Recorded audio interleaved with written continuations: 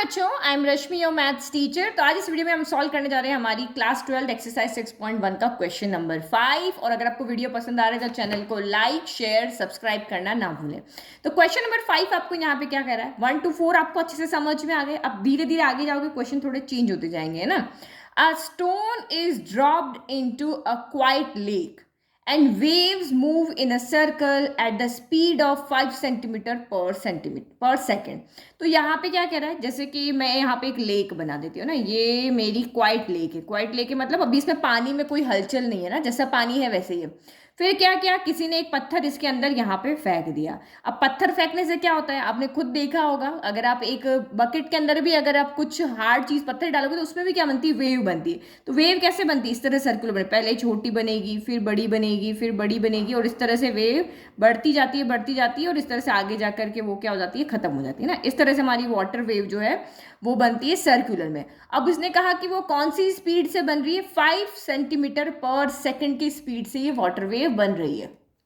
तो अब इस क्वेश्चन से हमें, क्योंकि हमारे वही जो 5 पॉइंट है वो आपको दिमाग में रखने हैं, तो डायग्राम हमने बना लिया। अब आपको यहाँ पे ये देखना है कि ये 5 सेंटीमीटर पर सेकंड हमें यहाँ पे क्या दिया हुआ है। तो देखो ये यूनिट आपकी सेंटीमीटर है और ये आपकी सेकंड से, तो ये तो आपको पता चलेगा कि डिनोमिनेटर में टी आएगा, टाइम।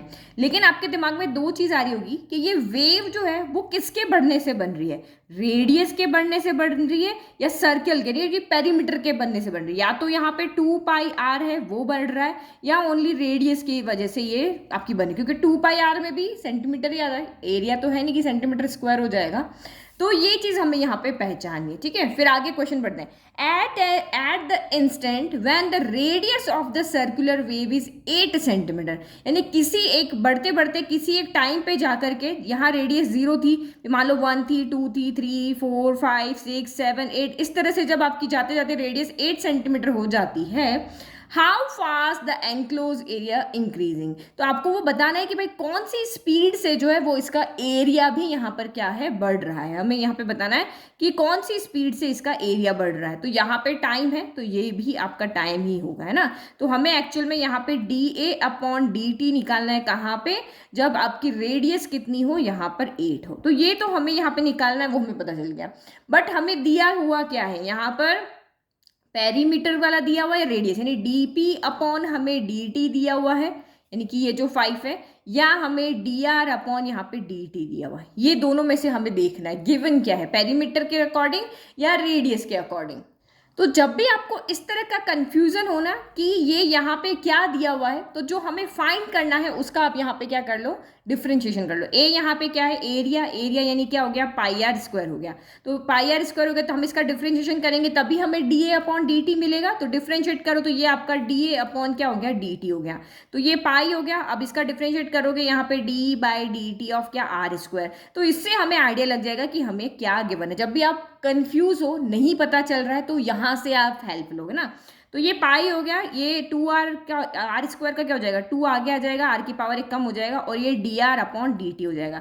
तो मुझे अगर dA/dt निकालना है तो dr/dt मुझे चाहिए ना, इसकी वैल्यू यहाँ पुट करेंगे तभी तो हमारा dA/dt आएगा। तो इसका मतलब जो गिवन है आपको ये 5 सेंटीमीटर पर सेकेंड, ये dp/dt नहीं है, dr/dt है। तो अगर क्योंकि पेरीमीटर की फॉर्म होती तो हम यहाँ पे dp/dt आता, बट हमारा यहाँ पे क्या आ रहा है, dr/dt आ रहा है। तो दैट मीन्स ये आपका यहाँ पर क्या है, जो आपको ड्रॉप करने पर जो सर्कुलर वेव बन रही है, एक्चुअल में वो रेडियस के बनने से बन रही है ना। रेडियस जैसे जैसे बढ़ रहा है वैसे वैसे वेव आपकी बढ़ती जा रही है। जब रेडियस 0 थी, 1 पे आई तो ये वेव बनी, जब 2 पे आई तो ये बनी, 3 पे आई तो ये बनी, ऐसे करते करते 7 8 पे आएगी तो इस तरह से आपकी एक और वेव यहाँ पे बन जाएगी। तो हमें बस वो स्पीड निकाल करके बतानी, how fast the enclose area increasing, area किस स्पीड से यहाँ पे बढ़ रहा है। तो क्वेश्चन का पूरा तरीका आप समझ गए इसको, कि ये हमें फाइंड करना है और ये dr/dt हमें गिवन है। बस dr/dt जो गिवन है यहाँ वैल्यू पुट करो और आपका आंसर यहाँ पर आ गया। तो सोल्यूशन आप समझ चुके हो, बस मैं आपको रिप्रेजेंट कैसे करना बता देती हूँ।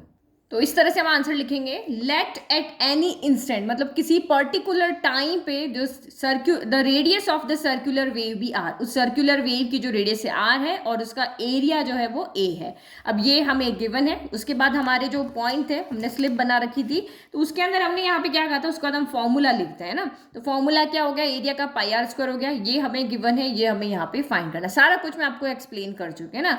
तो हम इसको क्या करेंगे, जो फॉर्मूला है उसको हम डिफ्रेंशिएट करते हैं। तो ये सेम जैसे यहाँ डिफरेंशिएट किया D r upon d t की वैल्यू जो हमें गिवन थी वो हमने यहाँ पर क्या कर दी, पुट कर ली। तो 10 पाई आर आ गया। अब हमें आर इक्वल टू 5 पे आर इक्वल टू 8 पे हमें वैल्यू निकालनी, तो आर की जगह हम यहाँ पे इसमें क्या कर देंगे, 8 पुट कर देंगे। तो ये 10 इंटू 8 क्या हो जाएगा, 80 पाई हो जाएगा। अब ये एरिया है, तो एरिया की यूनिट सेंटीमीटर स्क्वायर होती है और टाइम की यूनिट आपको यहाँ पे सेकेंड दी हुई। तो ये हमारा यहाँ पर क्या हो गया, आंसर आ गया। तो this implies rate of increase of enclosed area कितना है आ रहा है यहाँ पे आपका 80 पाई। यूनिट लगाना नहीं भूलना है, सेंटीमीटर पर सेकंड हो गया, है ना। तो जब भी आपको क्वेश्चन में कंफ्यूजन हो कि ये क्या चीज आपको यहाँ पर गिवन है, तो आप जो पहले आप यहाँ पे जो हमें फाइंड करना है उसके थ्रू आप यहाँ पे चल लो, है ना। जो फाइंड करना है, हमने देखा था यहाँ एस है, तो ऑब्वियस है कि एरिया को टी के रेस्पेक्ट में ही डिफ्रेंशिएट करना है, तो हम इसको लेकर के चलिए। और यहाँ D r upon d T R होता है, तो हमने देख लिया कि भाई यही हमें यहाँ पर गिवन होगा, क्योंकि इसी के अगर ये गिवन है तभी हमारा आंसर यहाँ पे सॉल्व होने वाला है। तो कोई भी कंफ्यूजन नहीं है, बहुत इजी है। क्योंकि अदरवाइज अगर आप इसको यहाँ पे देखो तो हमें नहीं पता चल रहा है इस लाइन को पढ़ के कि ये पेरीमीटर के रेस्पेक्ट में ये आपकी बात कर रहा है या रेडियस के रेस्पेक्ट में ये वेव बढ़ रही है ना। तो हमने जो फाइंड करना था उसके रेस्पेक्ट में निकाल दिया। नेक्स्ट देखो, क्वेश्चन नंबर 6 बहुत सिंपल है। The radius of a circle is increasing at the rate of 0.7 centimetre पर सेकेंड। तो यूनिट से आप यहाँ पे आइडिया लगा लो क्या गिवन है, क्या बढ़ रहा है आपका, रेडियस बढ़ रही है, किसकी, सर्कल की। तो किसके रेस्पेक्ट में बढ़ रही है, रेडियस के लिए सेंटीमीटर ठीक है, और किसके रेस्पेक्ट में बढ़ रही है, तो यहाँ ऐसे, इसका मतलब वो टाइम के रेस्पेक्ट में बढ़ रही है। तो इसका मतलब आपका यहाँ पे क्या दिया हुआ है हमें, ये 0.7 आपको क्या दिया हुआ है, D r upon d T, क्योंकि रेडियस जो है वो टाइम के रेस्पेक्ट में यहाँ पे क्या हो रही है, इंक्रीज हो रही है। तो पहली चीज जो हमें यहाँ पे पता चल गई कि हमारा D r upon d T हमें गिवन है वो कितना, 0.7 सेंटीमीटर पर सेकेंड, है ना। गिवन और फाइंड बस पता चल गया, फिर क्वेश्चन बहुत ईजी है। What is the rate of increase of its circumference? तो कह रहा है कि भाई रेडियस बढ़ने का ये आपका यहाँ पर रेट है, तो आपको बताना है कि सरकमफ्रेंस के बढ़ने का क्या रेट होगा। तो सरकमफ्रेंस को हम यहाँ पे c मान लेते हैं, तो हमें डी सी अपॉन यहाँ पे क्या निकालना है, डी टी निकालना, और किस पॉइंट पे निकालना वो हमें गिवन ही नहीं है, तो बस ये हमें निकालना है ना। तो अब इसमें तो ये अगर आप पॉइंट से चलो तो डायग्राम का तो इतना कोई मैटर नहीं है, एक सिंपल सा आप सर्कल बना दो, ये सेंटर लिख दो, ये रेडियस लिख दो ना। फिर डेरिवेटिव में क्या गिवन है, क्या फाइंड है वो हमने यहाँ पे लिख दिया। अब आपको चाहिए फॉर्मूला, तो किसके रेस्पेक्ट में निकालना है, सरकमफ्रेंस के। तो सर्कल के सरकमफ्रेंस का आपको फॉर्मूला यहाँ पता होना चाहिए। तो सरकमफ्रेंस ऑफ सर्कल का फॉर्मूला क्या होता है आपका, पेरीमीटर। सरकमफ्रेंस को हम पेरीमीटर भी कहते हैं ना। तो उसका फॉर्मूला क्या होता है, 2 पाई आर। तो बस हमें फॉर्मूला मिल गया, यानी कि इसको हम यहाँ पे सी से डिनोट करें, बस इसको डिफ्रेंशिएट करना है, ये वैल्यू आएगी वो पुट करना है, और हमारा यहाँ पे काम हो गया ईजी। ठीक है, तो मैंने बस यहाँ पे लिख दिया कि at any instant of time T, किसी भी एक पर्टिकुलर टाइम के ऊपर इस सर्कल की रेडियस आर है और इसकी सरकमफ्रेंस कितनी है, सी है। बस ये थोड़ा सा आपको ऊपर लिख लेना है, जो आपने यहाँ माना है वो आपको यहाँ पे लिख लेना है। बस अब इसको आप डिफ्रेंशिएट करो, इसकी वैल्यू पुट करके इजी हो जाएगा, बहुत इजी क्वेश्चन है। तो ये आपका क्या हो गया, डी सी अपॉन का डी टी हो गया ना, टी के रेस्पेक्ट में डिफ्रेंशिएट करें तो d c upon d t हो गया। फिर आपका यहाँ पे क्या होगा, 2 पाई तो आपका कॉन्स्टेंट है, और यहाँ डी बाई डी टी किसके साथ लग जाएगा, आर के साथ लग जाएगा। तो ये d r upon d t हो गया, और d r upon d t की वैल्यू आपको यहाँ पर गिवन है। तो ये d c upon d t equal to 2 pi, और d r upon d t की वैल्यू जो हमें ऊपर गिवन है वो हम यहाँ पे पुट कर देंगे। तो ये कितना आ गया आपका, 0.7 हो गया। ये 0 पॉइंट हमने 7 यहाँ पे रख दिया, तो 0.7 इंटू 2 कितना हो गया, तो 7 2 14 होता है, तो ये 1.4 पाई हो जाएगा। ये आपका कितना आ रहा है, d c upon d t आ रहा है। नाउ यूनिट क्या लगानी है, तो सरकमफ्रेंस की यूनिट क्या होती है, ओनली सेंटीमीटर, है ना, और टाइम की यूनिट हमें ऊपर दी हुई थी सेकेंड। तो ये हमारा यहाँ पर rate of change of rate of increase of its circumference यहाँ पे क्या आ जाएगी, 1.4 पाई आ जाएगी। ठीक है, तो ये हमने यहाँ पे फाइनल आंसर लिख दिया। चलो नेक्स्ट क्वेश्चन नंबर देखो 7। Question number 7 very simple question. The length x of a rectangle is decreasing at the rate of 5 centimetre पर मिनट। तो यहाँ पे क्या हो रहा है, एक रेक्टेंगल बना लेते हैं पहले, ये आपका यहाँ पर रेक्टेंगल हो गया ना। तो x यहाँ पे क्या है, इसकी लेंथ है, तो ये हमारी लेंथ होती है, ये हमारी ब्रेथ होती है। तो इसने कहा कि ये जो इस रेक्टेंगल की जो लेंथ है वो आपकी यहाँ पर क्या हो रही है, डिक्रीज हो रही है। किसके रेस्पेक्ट में, तो आप यहाँ पे रेट को देखो, सेंटीमीटर पर मिनट है, तो टाइम के रेस्पेक्ट में ये यहाँ पे डिक्रीज हो रही है। जैसे जैसे आपका यहाँ पे टाइम बढ़ रहा है, एक्स यहाँ पे क्या होती जा रही है, कम होती जा रही है ना।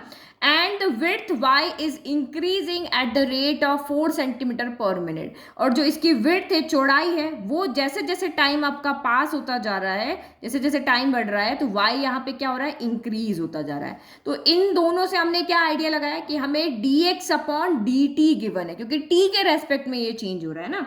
तो यहाँ पे हम लिख लेते हैं गिवन क्या है, dx अपॉन dt हमें यहाँ पे गिवन है कितना, 5 सेंटीमीटर पर मिनट, है ना।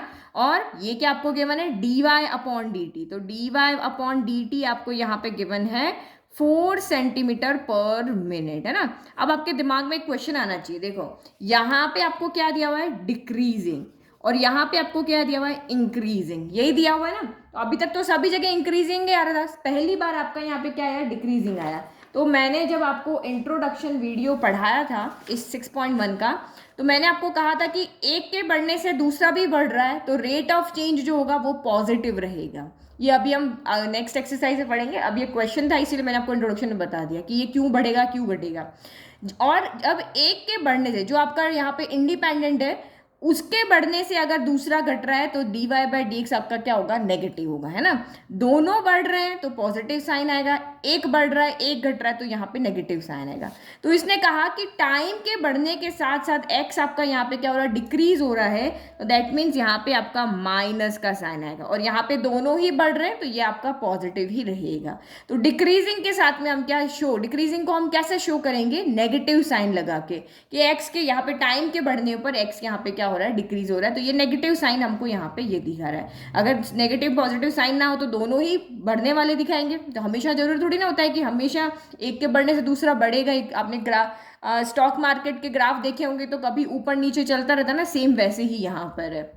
ठीक है, अब क्वेश्चन आगे बढ़ते हैं। जो गिवन थे वो हमने यहाँ पे लिख लिए, फॉर्मूला हमने बना लिया, हमें जो गिवन है वो देख लिया। अब फाइंड क्या करना है, when x equal to 8 centimetre and y equal to 6 centimetre, आपको वैल्यू दी है कि किसी एक पर्टिकुलर पॉइंट पे, जैसे टाइम बढ़ता जा रहा है, फिर एक जगह पे क्या हो गया कि टाइम किसी एक इंस्टेंट टाइम, मान लो कि 2 आवर पे, जब 2 आवर एक्स आपकी घड़ी में जब 2 बज रही है तो x इक्वल टू आपका 8 हो गया है और y इक्वल टू आपका यहाँ पे 6 हो गया है। तो हमें बताना है find the rate of changes of the perimeter, perimeter इस शेप के पेरीमीटर में कितना चेंज हुआ है ये हमें बताना है, और इस शेप के एरिया में कितना चेंज हुआ ये हमें बताना है। तो एक्चुअल में अगर मैं यहाँ पे फर्स्ट पार्ट की बात करती हूँ ए के अंदर, तो मुझे पेरीमीटर में चेंज बताना है, यानी dp अपॉन dt यहाँ पर मुझे क्या करना है, निकाल के बताना है। और बी पार्ट की अगर मैं बात करती हूँ तो मुझे यहाँ पे dA अपॉन dt निकाल के बताना है। तो जब हम इनको सॉल्व करेंगे और इनके सोल्यूशन में अगर x y होंगे तो हम वैल्यू पुट कर देंगे, नहीं होंगे तो हम वैल्यू को पुट नहीं करेंगे।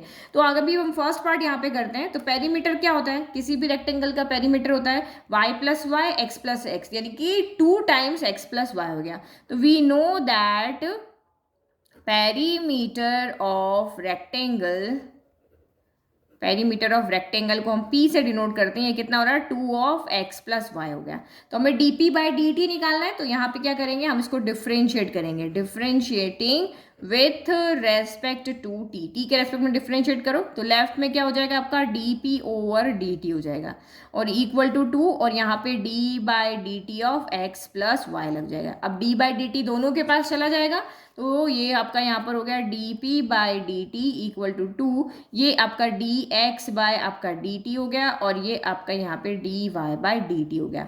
तो dx और dx by dt, dy by dt की वैल्यू तो हमें ऊपर गिवन है। अब इसमें xy नहीं आए ना, तो यहाँ हमें ये ऊपर वाली वैल्यू पुट करने की जरूरत नहीं है, जो आया है उसी की वैल्यू पुट करनी है। तो यहाँ पे इसको हम 1 मार्क कर देते हैं, इसको हम 2 मार्क कर देते हैं। तो यहाँ पे लिख लेते हैं from first and second we have, तो फ्रॉम फर्स्ट एंड सेकंड से क्या हो जाएगा, dp by dt equal to 2 हो गया, dx बाई dt की वैल्यू है -5, dy बाई dt की वैल्यू है 4, तो ये 5 में से 4 गया तो -1 बचा, तो ये यहाँ से -1 आ गया। और ये क्या कितना है आपका यहाँ पे -1 के मल्टीप्लाई में क्या हो रहा है 2 हो रहा है, तो ये आपका -2 हो रहा है। तो इसका मतलब हमने नेगेटिव साइन यहाँ भी आ रहा है, तो इसका मतलब नेगेटिव साइन यहाँ पे क्या दिखा रहा है कि आप यहाँ पे आपका जो पेरीमीटर ऑफ रेक्टेंगल है वो डिक्रीज हो रहा है। क्या हो रहा है? डिक्रीज हो रहा है इस कंडीशन में, जब आपका x इक्वल टू 8 और y इक्वल टू 6, तो ये आपका क्या हो रहा है? डिक्रीज हो रहा है। तो बस यूनिट लगा लो, पेरीमीटर की यूनिट क्या होती है? सेंटीमीटर, और टाइम की यूनिट यहाँ पे हमको सेकंड दी हुई थी, ये सेकंड हो गया। तो इसका मतलब perimeter of the rectangle is decreasing at the rate of 2 centimetre पर सेकेंड। -2 नहीं बोलेंगे, ये माइनस हमें यहाँ पे दिखा रहा है कि रेट यहाँ पे क्या हो रही है? डिक्रीज हो रही है। ठीक है, ये हमने लिख दिया। ठीक है, perimeter of rectangle decreasing at the, आपको यहाँ माइनस साइन क्यों है वो आपको आंसर में लिख करके बताना है। अब आपको बताना है एरिया ऑफ द रेक्टेंगल में कितना चेंज हुआ है। तो एरिया ऑफ रेक्टेंगल यानी कि हमें DA अपॉन क्या निकालना है? DT निकालना है ना। तो एरिया ऑफ रेक्टेंगल क्या होता है? एरिया ऑफ रेक्टेंगल आपको फॉर्मूला पता होना चाहिए। एरिया ऑफ रेक्टेंगल कितना होता है? x इंटू वाई, लंबाई इंटू चौड़ाई होता है ना। तो ये आपका, हमने इसको a लिया है, तो ये कितना है? x इंटू वाई है। अब इसको हम यहाँ पे क्या करेंगे? डिफ्रेंशिएट करेंगे। ठीक है, तभी तो DA अपॉन DT आएगा। Differentiating with respect to what? t के रेस्पेक्ट में। तो ये तो यहाँ पे क्या हो गया? ये भी वेरिएबल है, ये भी वेरिएबल है, दोनों प्रोडक्ट में, तो ये u इंटू वी, यानी प्रोडक्ट मैथड से हम इसका डिफ्रेंशिएशन करेंगे। तो यहाँ पे तो सिंपली आपका DA अपॉन DT आ गया, और इधर यहाँ पे क्या हो जाएगा? एक बार x को ऐसे ही छोड़ दो, dy अपॉन DT हो गया। फिर एक बार आप यहाँ पे y को ऐसे ही छोड़ दो, ये आपका dx अपॉन dt हो गया। तो अब यहाँ पे देखो, मुझे इसकी वैल्यू चाहिए इस तरीके से ना, तो मेरे पास x भी गिवन है, y भी गिवन है, dx upon dt, dy upon dt, चारों की वैल्यू मुझे यहाँ पे पता है। देखो ये फर्स्ट सेकंड और ये क्वेश्चन के अंदर मेरी ये रही वैल्यू है ना, तो पुट करेंगे value, putting all the values में, यहाँ पे सिंपल ही लिख देती है ना, पुटिंग वैल्यूज, सबकी वैल्यूज हम यहाँ पे पुट कर रहे हैं। तो ये यहाँ पे DA अपॉन DT कितना हो जाएगा? x कितना है? x 8 है, y 6 है ना, तो यहाँ पे रख दिया हमने 8। फिर dy अपॉन DT कितना है? तो ये आपका यहाँ पर 4 है, तो ये रख दो, यहाँ पर कितना हो गया? 4 हो गया। फिर प्लस y कितना है? तो क्वेश्चन में आपको 6 दिया था। और dx अपॉन dt कितना है? तो ये आपका -5 है, ये अभी हमने लिखा, ये रहा है ना। चलो करो अब इसको सॉल्व। 8 4 32 हो गया, फिर प्लस माइनस माइनस 6 5 30 हो गया। तो इसका मतलब आपका यहाँ से DA अपॉन DT कितना आ रहा है? तो 32 में से 30 गया, तो ये आपका 2 बचा, तो प्लस का 2 है। अब ये एरिया है, एरिया की यूनिट होती है सेंटीमीटर स्क्वायर, टाइम की यूनिट हमारे पास क्या है? सेकेंड है। तो ये पॉजिटिव आ रहा है, तो इसका मतलब यहाँ पे क्या हो गया कि हमारा यहाँ पर जो एरिया ऑफ रेक्टेंगल है वो इंक्रीज हो रहा है, वो डिक्रीज नहीं हो रहा है। ओके, इजी, ये आंसर जरूर लिखना, पॉजिटिव है इसलिए उसको हमने इंक्रीजिंग कर दिया। तो ये क्वेश्चन नंबर 7 हो गया। नाउ नेक्स्ट क्वेश्चन नंबर 8 देखो, बलून वाला क्वेश्चन है। ये सारे फिजिक्स से रिलेटेड क्वेश्चन है ना, फिजिक्स वाले बच्चों को ये क्वेश्चन बहुत अच्छे से समझ में आ रहे हैं, कॉमर्स वाले बच्चों को थोड़ी सी दिक्कत यहाँ पे हो रही होगी, है ना। तो क्वेश्चन नंबर 8 देखो, a balloon which always remains spherical on inflation। Inflation मतलब जब आप उसमें एयर पंप करते हो तो जैसे जैसे उसमें हवा बढ़ती जाएगी, इन्फ्लेशन मतलब बढ़ना है ना, तो जैसे जैसे उसमें हवा बढ़ती जाएगी तो बलून जो एक शेप लेगा वो एक स्पेरिकल शेप लेगा, इस तरह से ना, एक स्पेरिकल शेप वो यहाँ पे लेता रहेगा। जैसे जैसे आप हवा डालते रहोगे ये और स्पेयर बढ़ता रहेगा, पर इसकी शेप हमेशा यहाँ पे क्या रहेगी? स्पेरिकल रहेगी। और is being inflated by pumping in 900 cubic centimeters of gas per second। तो ये आपका यहाँ पे क्या कह रहा है कि आप इसमें जो एयर पंप करने की जो स्पीड है वो क्या है? 900 क्यूबिक सेंटीमीटर ऑफ गैस पर सेकंड। एक सेकंड के अंदर 900 क्यूबिक सेंटीमीटर गैस आप इसके अंदर भर देते हो। तो ये तो हुआ हमारा गिवन पार्ट, है ना। अब आपको यहीं से समझ में आ जाना चाहिए कि हमें क्या गिवन है। 900 क्यूबिक सेंटीमीटर मतलब सेंटीमीटर क्यूब पर सेकंड हो गया। तो सेंटीमीटर की पावर यहाँ पे क्या है? क्यूब है। तो क्यूब कब आता है? एरिया में आता है या वॉल्यूम में आता है? वॉल्यूम में आता है। वॉल्यूम में ही हम पावर क्यूब लगाते हैं ना, किसी का भी वॉल्यूम निकालते हैं। तो इसका मतलब ये जो 900 आपको ये जो रेट यहाँ पे दी हुई है, एक्चुअल में आपको ये इसका वॉल्यूम की रेट है ना, कितनी इस स्पीड से हम यहाँ पे ये एयर इसमें भर रहे हैं। तो एयर भर रहे हैं तो इसका मतलब इसका वॉल्यूम बढ़ रहा है ना। तो आपको यहाँ पे क्या दिया हुआ है? dv अपॉन dt दिया हुआ है, क्योंकि टाइम हमने यहाँ से देखा और वॉल्यूम हमने यहाँ से देखा। अगर यही स्क्वायर होता तो हम एरिया लिखते हैं ना। तो dv अपॉन dt आपको कितना दिया हुआ है? 900 सेंटीमीटर क्यूब पर सेकेंड दिया हुआ है। फाइंड द रेट, अब हमें फाइंड क्या करना है, फिगर हम यहाँ पे बना चुके हैं, वही 5 चीजें दिमाग में रखनी, डायग्राम बन चुका है, डेरिवेटिव में क्या गिवन है वो लिख दिया, फाइंड क्या करना है, देखो फाइंड द रेट, वो रेट बताओ eight which the radius of the balloon increases. तो आपको यहाँ पे क्या करना है, वो रेट फाइंड करके बतानी है जहां पे इस बलून का रेडियस इंक्रीज हो रहा हो। तो रेडियस इंक्रीज हो रहा है यानी कि डी आर हो गया, और किसके रेस्पेक्ट में होगा, तो ऊपर टी था तो नीचे भी टी के रेस्पेक्ट में ही होगा। When the radius is 15 centimetre, तो यहाँ पे आपको रेडियस कितनी है 15 सेंटीमीटर, मतलब रेडियस जब आपकी 15 सेंटीमीटर तो आपको D r upon d T यहाँ पर कैलकुलेट करके दिखाना है। ठीक है, इजी। ठीक है, तो जो हमने नाम दिया वो यहाँ पे लिख दिया, जो बलून बनाया वो सब, इसकी रेडियस आर है, वॉल्यूम वी है ऐसे। अब आप यहाँ पे देखो, ये हमें यहाँ पे फाइंड करना है, बट रेडियस का कोई फॉर्मूला नहीं है यहाँ पे ना। जैसे एरिया होता तो हम एरिया का फॉर्मूला लिख करके, जैसे अभी तक हम क्वेश्चन में करते आ रहे हैं, जैसे यहाँ पे देखो हमें डीपी बाई डी टी निकालना था, तो पेरीमीटर का हमारे पास फॉर्मूला था तो हमने इसको सीधा डिफ्रेंशिएट कर लिया। ठीक है, एरिया निकालना था तो एरिया का हमारे पास फॉर्मूला, तो उसको सीधा हमने डिफ्रेंशिएट कर लिया। लेकिन यहाँ पे हमें d r upon d T निकालना है, और बलून के रेडियस निकालने का कोई फॉर्मूला नहीं होता। पेरीमीटर निकालने का होगा, एरिया निकालने का होगा, वॉल्यूम निकालने का होगा, सॉरी पेरीमीटर सर्कल का होता है ना, इसमें सिर्फ एरिया वॉल्यूम होगा, है ना। तो ये निकालने का हमारे पास कोई फॉर्मूला यहाँ पर नहीं है। तो जो गिवन है उसका एक फॉर्मूला हमें पता है, स्पेयर का वॉल्यूम का फॉर्मूला हमें पता है, तो हम इससे स्टार्ट करके चलते हैं, क्योंकि देखो इसकी वैल्यू हमें पता है, तो यहाँ से हमें d r upon d t मिल जाएगा, क्योंकि इसमें हम यहाँ पे इसको डिफ्रेंशिएट करने के लिए, D r upon d T निकालने के लिए यहाँ पर कुछ भी नहीं है। तो अब हम सीधा यहाँ पे वॉल्यूम के पास जाते हैं। ठीक है, तो जो हमें पता है उसी की जरूरत है। वॉल्यूम आपका कितना होता है स्पेयर का, 4/3 पाई आर क्यूब होता है। अब इसको आप टी के रेस्पेक्ट में डिफ्रेंशिएट कर दो, differentiating with respect to t, चलो करो, तो ये आपको डी वी अपॉन क्या हो गया, डी टी हो गया, फिर इक्वल टू आपका 4/3 पाई एज इट इज रह गया, और d by d t of r cube हो गया, है ना। तो d v upon d t की, चलो इसकी वैल्यू बाद में रखते हैं, पहले एक बार इसको डिफ्रेंशिएट कर देते हैं। तो ये आपका 4/3 पाई हो गया। अब आर क्यूब, अब इसका हमें यहाँ पे क्या करना है, डिफ्रेंशिएशन करना है। तो इसमें क्या हो जाएगी, पावर आगे आ जाएगी और आर की पावर 1 कम हो जाएगी। तो ये टी है और ये आर है, तो यहाँ पे फिर से डिफ्रेंशिएशन होगा, D r upon d T होगा। अब ये हमें यहाँ पे फाइंड करना है, यही तो हमें फाइंड करना है, तो इसका मतलब ये सब उधर चले जाने चाहिए। अब देखो d v upon d t की वैल्यू भी हमें यहाँ पता है, कितनी पता है, 900 है, तो इस वैल्यू को भी हम यहाँ पे रख देते हैं ना। तो ये आपका यहाँ पे वैल्यू रखोगे तो ये कितना हो जाएगा, ये आपका यहाँ पर आ गया 900। फिर इसके बाद इन सबको उधर भेजो, तो ये आपका 3 अपॉन क्या हो गया, 4 हो गया, 3/4 हो गया, 3 ऊपर चला गया, 4 नीचे आ गया, तो ये ऊपर वाले सारे क्या हो जाएंगे, यहाँ नीचे आ जाएंगे। अच्छा, यहाँ पे तो ये 3 से ये 3 कैंसिल हो रहा है ना, तो ये तो फिर आपका 3 तो हो गया ना कैंसिल, बस 4 पाई आर स्क्वायर नीचे चला जाएगा, तो 1/4 पाई आर स्क्वायर इक्वल टू आपका क्या हो गया, D r upon d t हो गया। तो और कुछ कैंसिल कर सकते हो, 4 से कैंसिल हो जाएगा, चलो रहने देते हैं ऐसी, है ना, आर की वैल्यू भी रखनी है।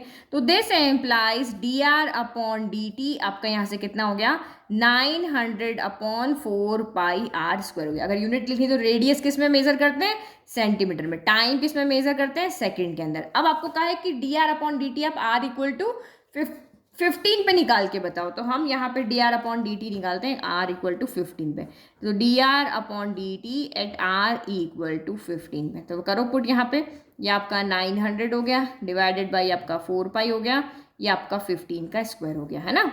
तो ये आपका 900 हो गया, फिर आपका 4 इंटू पाई इंटू 15 का स्क्वायर कितना होता है, तो 15 का स्क्वायर होता है हमारा 225 हो गया। ठीक है, तो अब 225 इंटू 4 अगर हम करते तो वो भी 900 आ जाएगा, तो ये आपका हो गया 900/900 पाई हो गया, 900 से 900 कैंसिल 1 टाइम, तो ये आपका यहाँ से कितना है, 1/पाई आया। तो ये वही रेडियस की यूनिट सेंटीमीटर, टाइम की यूनिट आपकी सेकंड, तो ये आपका आंसर कितना आ रहा है, 1/पाई सेंटीमीटर पर सेकंड, मतलब रेडियस के जब आपका यहाँ पर फाइंड द रेट, तो हमें rate at which the radius of the balloon increases, तो ये जो हमारे रेडियस के इंक्रीज होने की जो आपकी यहाँ पे रेट है वो कितनी है, 1/पाई सेंटीमीटर पर सेकेंड। ठीक है, चलो ये वीडियो में हम इतने ही क्वेश्चन सॉल्व करते हैं, नेक्स्ट 4 क्वेश्चन एक वीडियो में हम सॉल्व कर रहे हैं, तो नेक्स्ट वीडियो में हम करेंगे रिमेनिंग क्वेश्चंस। थैंक यू, तब तक आप चैनल को लाइक कर लें और नोट्स के लिंक डिस्क्रिप्शन में, वहाँ से फ्री में आप नोट्स को डाउनलोड कर लें। Thank you.